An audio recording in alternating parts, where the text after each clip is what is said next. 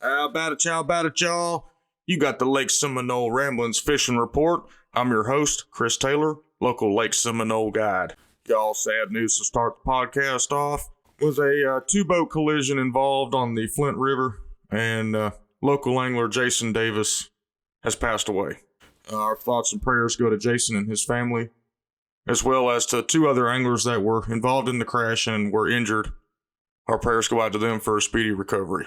Y'all, let's remember, fishing's dangerous. As much as we enjoy it, it is dangerous. So take your time in adverse conditions. Make sure everybody else is aware that it's dangerous. Just communicate, be safe, slow down, don't do anything crazy. Make sure we all come home to our loved ones and families. There was a lake full of boats out there, y'all. Reports were 4 to 5 different tournaments on the lake. 300 boats, maybe. That's tough fishing out here, y'all. One of the tournaments that was out here was the Florida Bass Nation. It's a high school event, 2-day.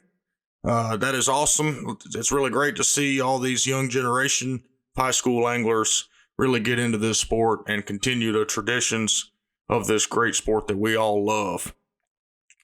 The 2-day event concluded with a 5-fish limit at 19.54 pounds.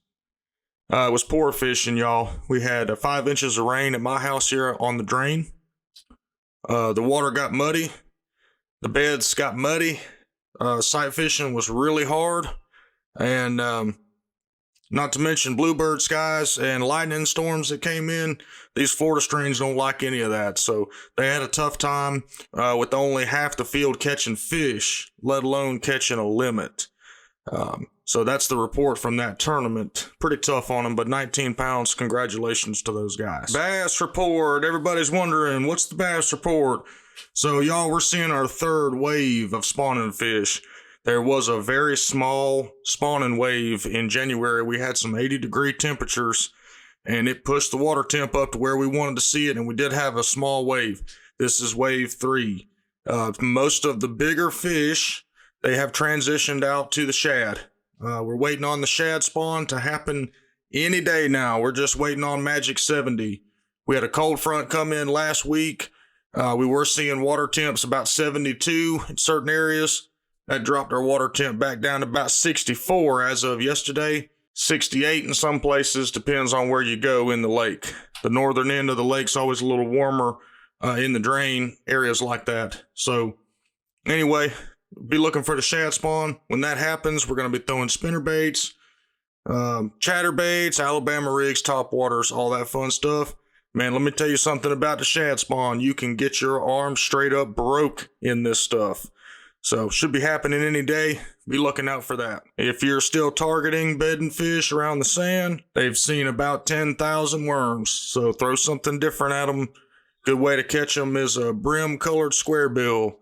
Kind of just pump it around, let it flutter, let it float up. Make them mad is what you're trying to do. That's a good way to try to catch them. Key is throw something they hadn't seen. Because remember, 350 boats out here on Saturday and another 100 on Sunday. They've seen every kind of worm manufactured, y'all. If you targeting jackfish, chain pickerel, I'm catching those on the flats. Grassy flats, about 3 to 5 foot deep. And you roll you a spinnerbait or chatterbait, something flashy that's moving, and there they are. There's been some big jackfish being caught, some as big as your forearm or bigger. So if y'all are targeting jacks, now's a good time to try to come catch some jacks. Crappie, speckled perch.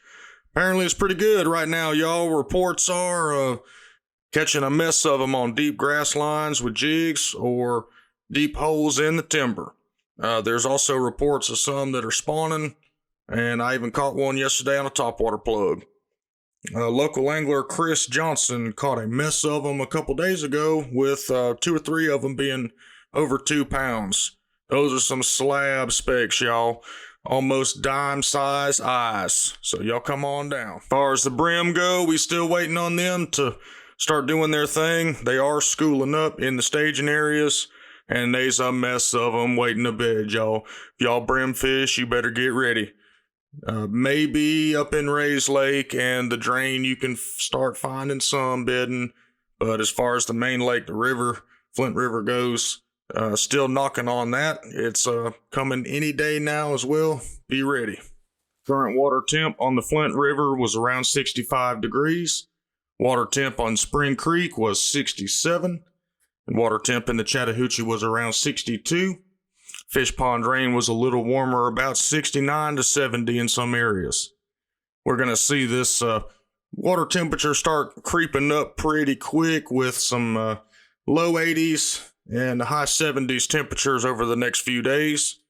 Should mean the shad spawn will kick on as soon as that water gets to their liking. We appreciate you listening to the Lake Seminole Ramblins Fishing Report. I'm your host, Chris Taylor. This is a continuation of Jack Wingate's legendary Seminole Ramblins. And all of us that kind of grew up around Lake Seminole or have fished it for a long time when Mr. Jack was alive, we were all used to his ramblings. So we're trying to bring it back for our generation and continue the tradition. So this first episode is in memory of Jack Wingate, the Sage of Seminole. Thank you for listening to the Lake Seminole Ramblins Fishing Report. I'm your host, local guide, Chris Taylor, signing off.